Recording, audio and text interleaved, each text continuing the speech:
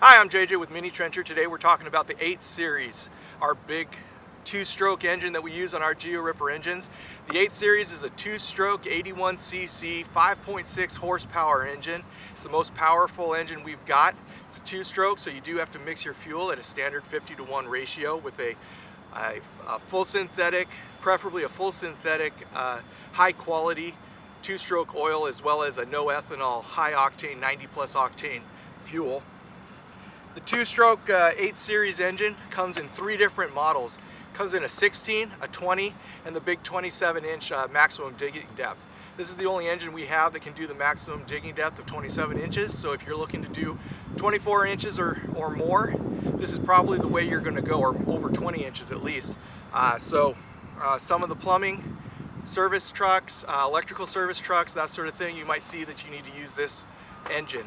In really rocky areas, you may find this engine to be better than the other two-stroke option or the 4-stroke option, because the extra horsepower will allow you to pull up those extra rocks and cut through heavier roots and things like that. You're going to get less wear on the engine, possibly, so it may actually be a longer lasting engine for you as well. Alright, when we're talking about using the GeoRipper, we always want to make sure that you're wearing your proper PPE. Now what does that mean? That means you want to have eye protection, like a pair of safety glasses, or what we like to really recommend is a full face shield, something that's Lexan or a polycarbonate face shield. The grid ones will protect you, like the mesh ones that the chainsaw users wear. However, it's not going to allow, it's going to allow dirt to go through it. So if you're in a muddy situation, you're just going to get mud in your face anyway. So we like the heavier, the plastic ones, like the polycarbonate or Lexan, depending on what you want to call it. Also, you want to have ear protection. Now that could be as easy as just the little earplugs that you can put into your ears. We've got a set of actual ear protectors here that are from 3M or other companies.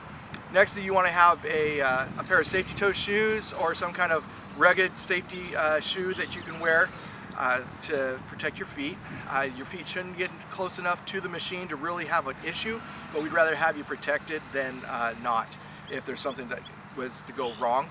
And then after that, you're looking at a shin guard, maybe a pair of gloves. Shin guards, if you're in really rocky soils, you're going to get more rock that's going to beat up, or if you're in gravel or something like that. So you want to be mindful of it. We usually like to say, you know, have a 5-gallon bucket that goes with the machine. It's going to have the tools you need and things like that, so that you can actually keep everything with the machine, so you don't have to worry about PPE and having a sledgehammer in case you get a rock jam, your 18mm wrench in case you need to tighten or loosen your digging chain, other things like that that you would want to have with you, the extra con link, maybe the extra chain, an extra bearing, things like that. But very important on the 8 Series, it doesn't have a priming bulb, so when you first pull it out of the box, it may not want to start. They like to vapor lock in shipping. If that's the case, you have to undo. We recommend that when you first go to open this up, you take this off. You got the one filter here, another paper filter right there.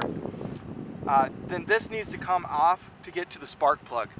This one's already been operated, so we're not going to do it on this one, but there's 3 screws that you need to take out. You've got a Torx head, a T27 Torx head screwdriver that comes with the machine.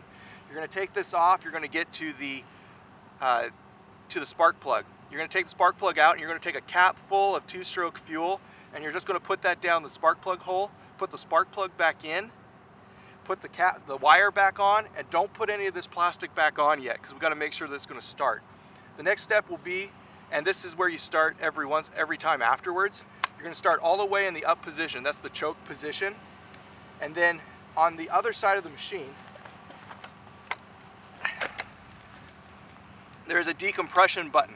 You've got to press that every single time that you're going to start the machine. Every time you pull the cord, you got to press that button. If you don't press it every single time, it's going to be really hard to pull, and you're going to end up breaking the handle, and then you're going to call asking for a new handle.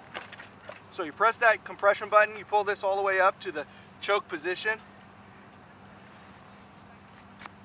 You put your foot in here to take the blade, so make sure it's up off the ground, and you pull. And you do it again.